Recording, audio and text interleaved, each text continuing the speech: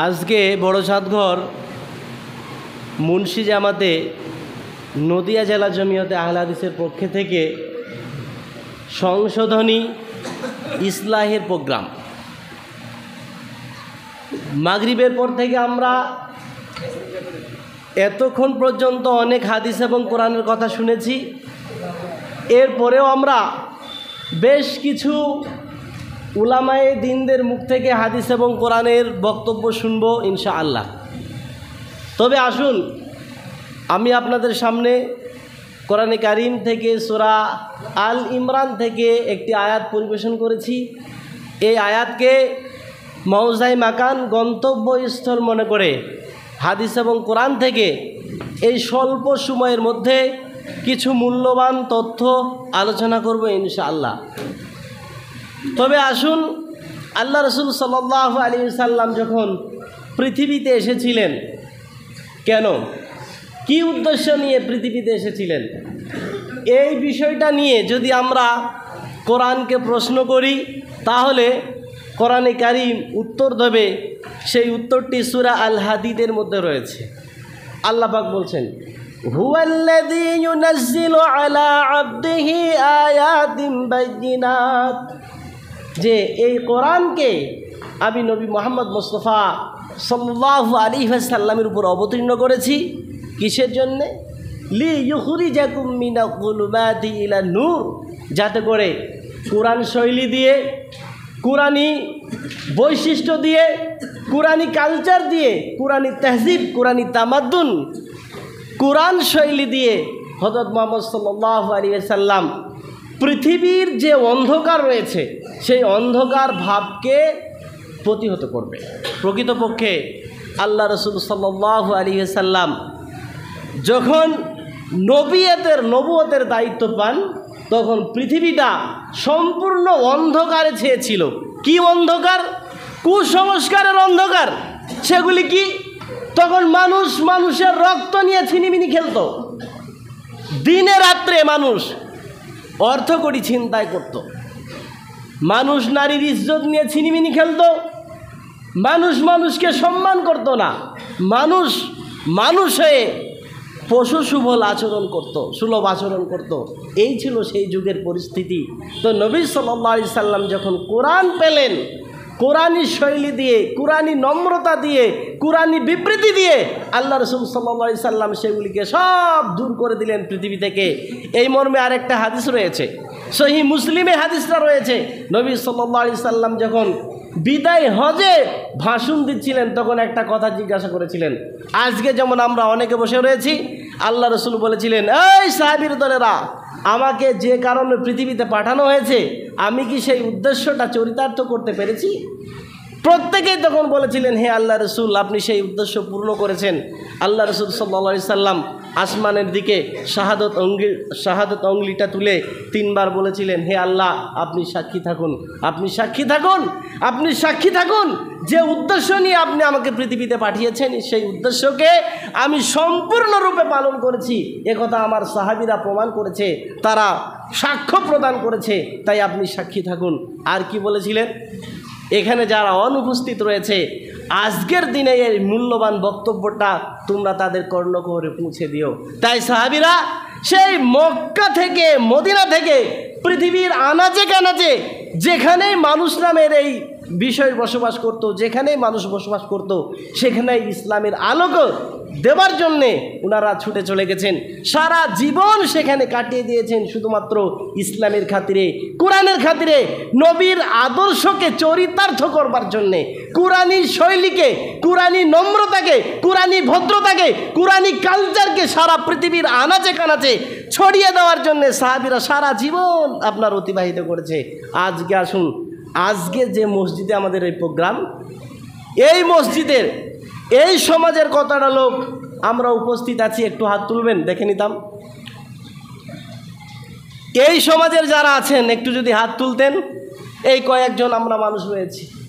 আজকে মৌলভী সাহেবরা সকাল থেকে নিয়ে সন্ধ্যা পর্যন্ত ওয়াজ করুক না কেন, এই ওয়াজ আমাদের একটাও কাছে আসবে না। কারণ এই ওয়াজটা আমাদের কাছে মুরব্বীদের একটা বক্তব্য রয়েছে যে মাস্টার মশাই মন্ত্র পড়ে আর ছাত্ররা শুনে শ্রবণ করে, ঠিক সেই মর্মেও সেই রকম এক পরিস্থিতিতে দাঁড়িয়ে গেছে। না হলে এই মসজিদটা, আজকে আমি আপনাদেরকে কিছু কথা স্মরণ করিয়ে দিতে চাই, গোটা নদিয়া জেলা নয়, পশ্চিম বাংলার বুকে জমিয়তে আহলে হাদিস কি এবং কেন, এই বিষয়টা মানুষ যাদের মাধ্যমে জেনেছে তাদের মধ্যে থেকে দুজন আলেম আপনাদের চাঁদঘরের মাটিতে ওনারা এখন নিদ্রিত অবস্থায় রয়েছে। পৃথিবী ত্যাগ করে পরকাল গমন করেছেন। সেই মানুষদের, সেই মৌলভী সাহেবদের গড়ে যাওয়া মসজিদ, সেই মসজিদ নিয়ে আজকে আমরা দীর্ঘদিন ধরে আপনার টানাপাড়া করছি নাম নিয়ে।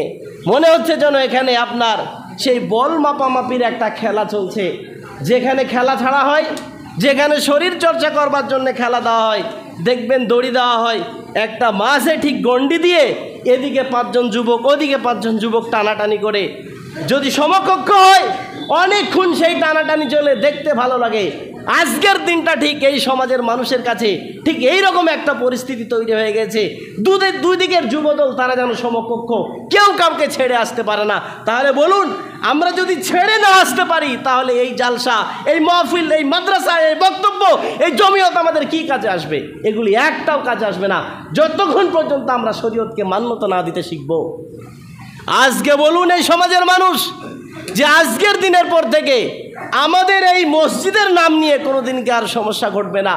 কারণ যদি আমরা কোরআন মানি তাহলে অবশ্যই আজকের দিনের পর থেকে এই সমস্যাকে সমাধানের দিকে আমাদেরকে এগিয়ে আসতেই হবে। কারণ কোরআনে কারিমের মধ্যে বলা হয়েছে, যদি মুমিনদের দুটো দল তারা কোনো একটা বিষয় নিয়ে ঝগড়া ঝামেলাতে ফেসে যায়, তাহলে মুমিনদের তৃতীয় একটা পক্ষ থাকবে, তাদেরকে সমাধান দেওয়ার জন্য তারা দিন রাত্রি লড়াই করবে, ততক্ষণ পর্যন্ত লড়াই করবে যতক্ষণ পর্যন্ত সেই বিষয়টা সমাধান না আসবে।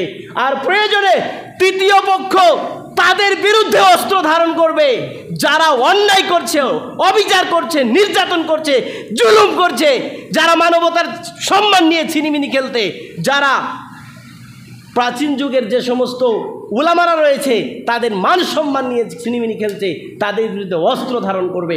আজকে আমি একটা কথা বলতে চাই, অস্ত্র ধারণ করার কোনো প্রয়োজন নেই। মনের মধ্যে যে নোংরা অশুভ প্রতিচ্ছবি রয়েছে, মনের মধ্যে যে নোংরা ভাব রয়েছে, সেই নোংরা ভাবটাকে আজকের দিনে যদি আমরা পরিষ্কার করে নিতে পারি, ছুঁড়ে ফেলে দিতে পারি, তাহলে জানবো আজকের এই জমিয়তে আহলে হাদিসের যে আপনার সংশোধনী প্রোগ্রাম, সেই প্রোগ্রামটা সাকসেসফুল হয়েছে। কারণ আজকে মুন্সি জুবাইর সাহেব, নুরুল ইসলাম সাহেব, আমরা বিভিন্ন জায়গায় জালসা বক্তব্য করতে গিয়ে শুনি যে এই লোকগুলোদের ইতিহাস। আজকে সেই গ্রামের মানুষ হয়ে একটা মসজিদের সমস্যা এখন আমরা মেটাতে পারিনি। একটা জিনিস ভাববেন, কোরআনে কারিমের মধ্যে সূরা জিন নামের একটা সূরা রয়েছে 29 পারাতে, যারা কোরআন পড়তে পারেন দেখে নেবেন। এই সূরাতে একটা আয়াত আল্লাহ পাক অবতীর্ণ করেছেন, সেখানে বলেছেন ওয়া আন্নাল মাসাজিদা লিল্লাহ ফালা তাদউ মা'আল্লাহি আহাদা। আল্লাহ পাক বলছেন, নবী আপনি সারা পৃথিবীর মানুষের কাছে একটা বক্তব্য বলে দিন, ওয়া আন্নাল মাসাজিদা লিল্লাহ, মসজিদ হলো আল্লাহ রাব্বুল আলামিনের নিমিত্তে, মসজিদ হলো আল্লাহ রাব্বুল আলামিনের ঘর। ফালা তাদউ মা'আল্লাহি আহাদা, আল্লাহ ব্যতীত সেখানে কাউরির নাম উচ্চারণ করা চলবে না।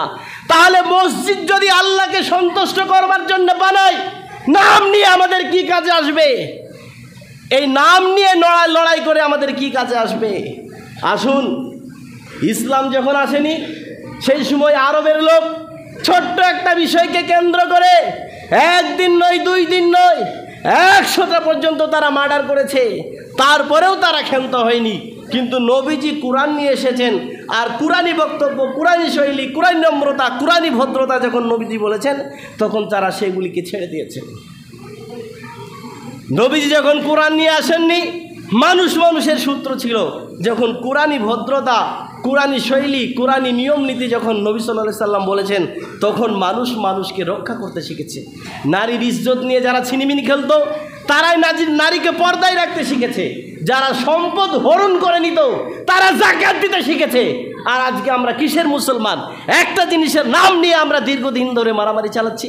কোরআন বলছে মসজিদ আল্লাহর জন্যে, তাহলে এখানে আমার নাম, আমার দাদুর নাম, আমার 14 পুরুষের নাম থাকবে, একথা কে আপনাকে শিখিয়েছে?